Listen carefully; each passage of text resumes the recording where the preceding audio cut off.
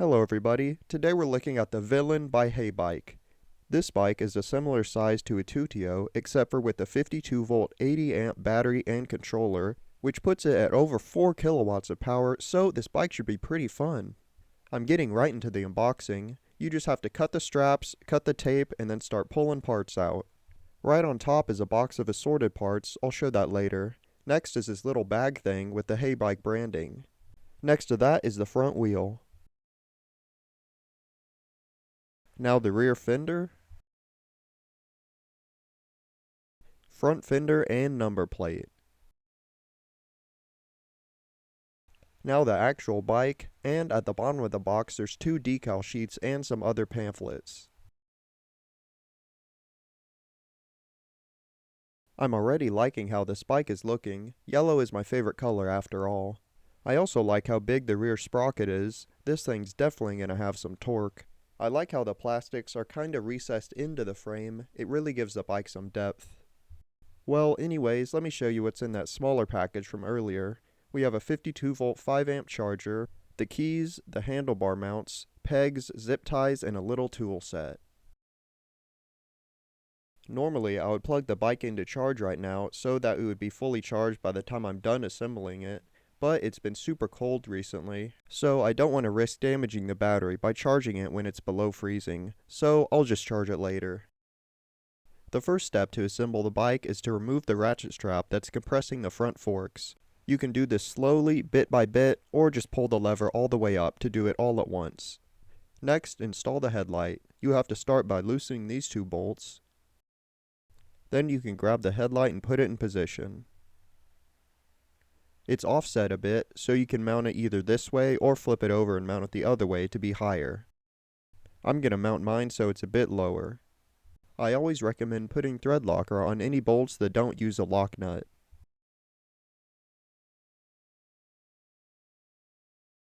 Now it's time for the handlebars. You can start by unscrewing the 6 bolts that are in the handlebar mounts. After that, you can bolt the mounts to the triple clamp like this. I'd recommend leaving them a bit loose. Now install the handlebars. Make sure you have them aligned left to right and forward and back based on your riding position. It's also good to have the gap on the front and back of each clamp about the same. Now don't forget to tighten the 2 bolts holding on the handlebar mounts. For the front fender, take these 3 bolts out, put the fender on, then bolt it on using the 3 bolts. Don't over tighten these bolts or you might crack the plastic. Now we come to a tricky part, which is putting the front wheel on. I decided the easiest way to do it would be to strap the bike like that, then put it on a box or something, and make sure it doesn't fall over. This will make putting on the front wheel super easy. The first step is to remove the front axle. After that, take the shorter spacer and put it on the axle like that. Take the wheel and make sure you have the brake disc on the correct side, then hold it in position and slide the axle through. Once the axle peeks out the other side, you can put the longer spacer on it, then line it up with the other side of the forks. Once you get the axle all the way through, put the nut on and tighten it up. To install the front brake caliper, first remove this little plug piece that's in between the brake pads. After that, you can remove the 2 bolts. Now, go ahead and slide the brake caliper over the brake disc, line up the 2 holes, and thread the bolts in. This part is kinda tricky because the brake hose is constantly pushing the brake caliper down, plus it's in the way of the top bolt, so you gotta move it around a bit. Once you have that tightened up, it's time for the rear suspension. First, remove the bolt and the nut from the shock mount and put them within arm's reach. Next, lift up the back of the bike and align the shock with the shock mount and thread the bolt in. Mine wouldn't go in very easy, I had to tap it a little bit with a hammer. After that, tighten it up. For the next step, you're going to have to remove the seat. This can be done by unscrewing this wing bolt under the seat. After that, unbolt these 4 small bolts, put the rear fender on and bolt them all back. Once again, don't do these too tight since they're clamping plastic. Since I have the seat off, I might as well take this opportunity to look inside the bike. It looks like the battery's down low with the controller up high, which means it won't be easy to remove the battery. On the bright side, this bike has a far driver controller, which is great because I can either plug a dongle in and tune it, or swap it out for a higher power far driver in the future without having to do any wiring. Well, that's not going to happen in this video, so back to the assembly. Here's the left peg. You just slide the spring on like this. As you can see, it fits good. If it doesn't fit like this, you probably have the wrong spring. Grab it in your right hand and push it onto the peg mount. Then you can take the pin in your left hand and push it through the holes.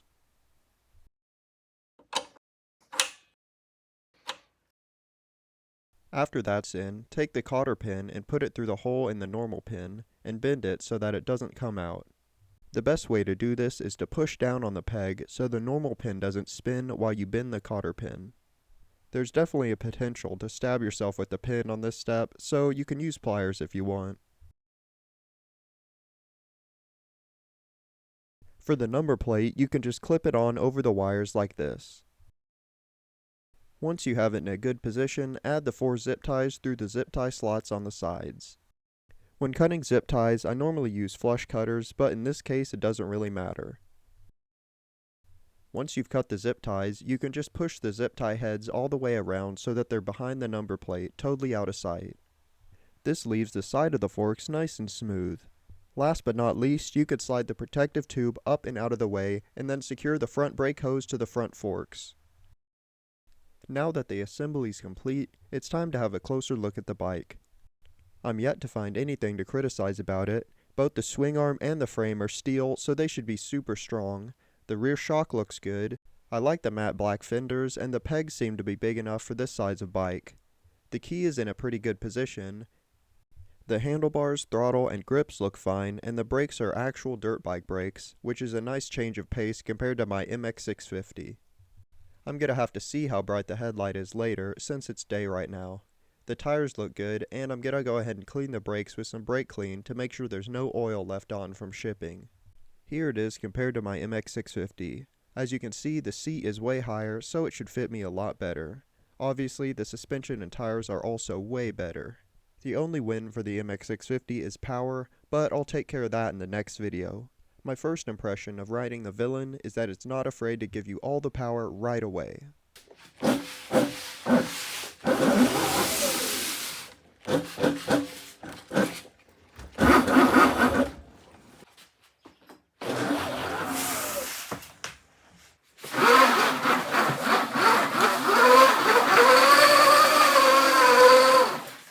Having a good throttle response like that makes a bike so much more fun. That was all in mode 3, of course. If you want less power, you can go to mode 1 or 2. Anyways, it's time for some snow riding.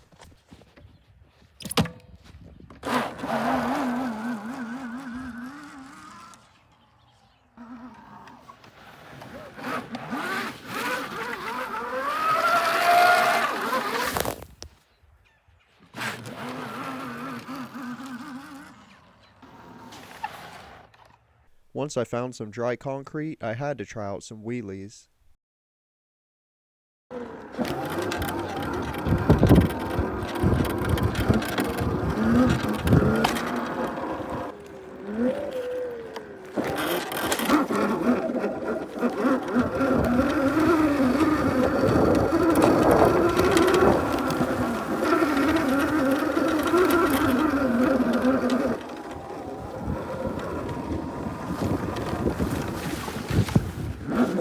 The snow right here is about 5 inches deep, and it's just blasting through it.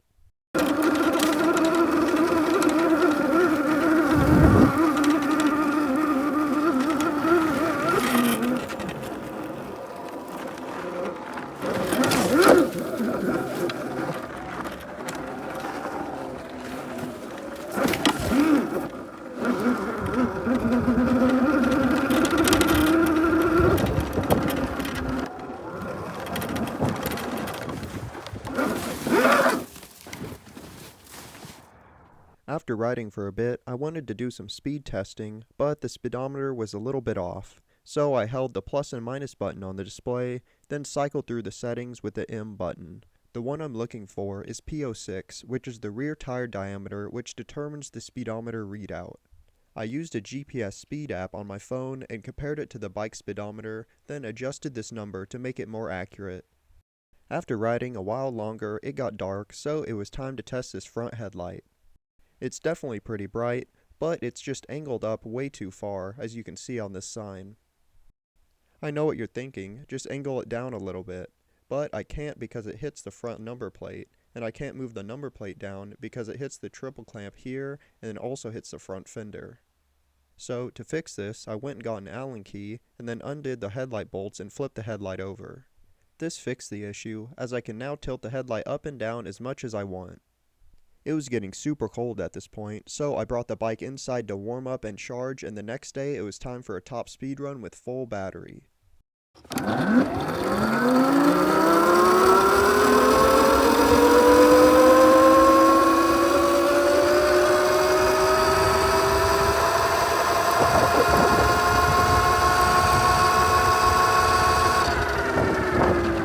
It seems like the bike was limited to 38 miles an hour. I could never get it to go faster than that.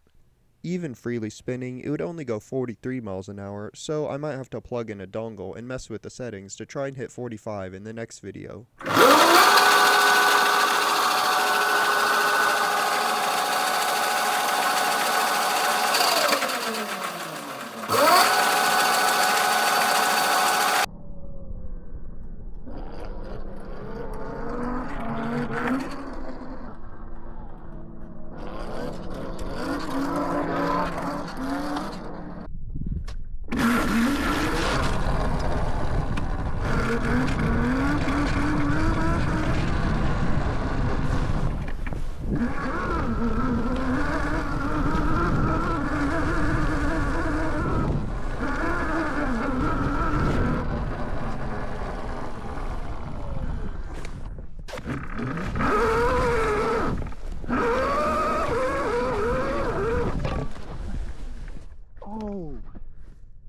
Well, I guess that's what you get for riding like an idiot. Luckily, I had my drill and zip ties at the ready for a quick fix. Once that was back on the bike, it was time to hit the trails.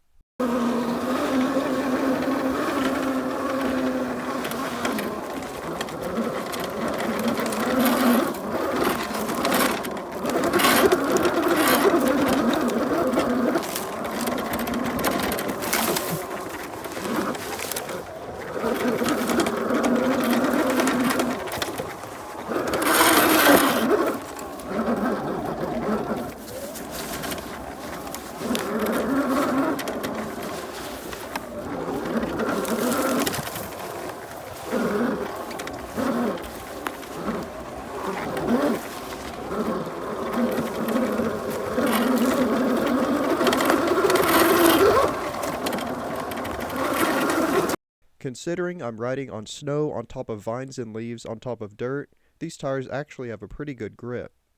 This bike has a brake switch on the left-hand brake, which is the rear brake, which is how I normally do it. It also doesn't have one on the right-hand brake, which is the front brake, which also is what I normally do. I think it's because it's wired to the kill switch instead. Because of this, you can hold the front brake and hit the throttle and do a burnout.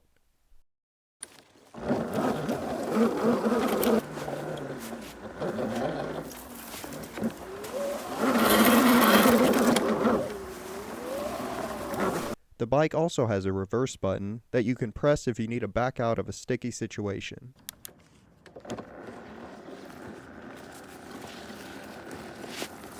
It has barely any speed or torque in reverse, so you won't be able to back out of mud or snow or uphill or anything like that. It's more of an assist.